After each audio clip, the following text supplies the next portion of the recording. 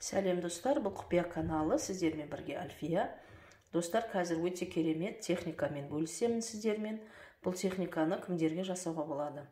Бұл техниканы аналар өз балдарына жасауға болады, қызына немесе баласына.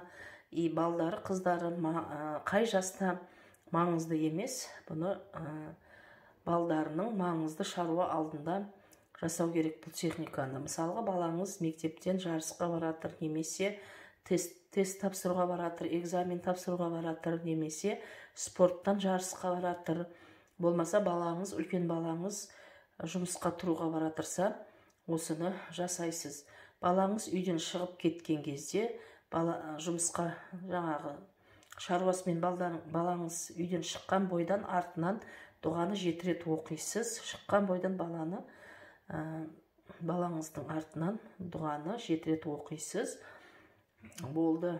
Одан кейін балаңызға сол күн сәттілік болып, барлығы ойдағыдай шешіледі. Дұғаны мен комментарийға бекітіп қоямын.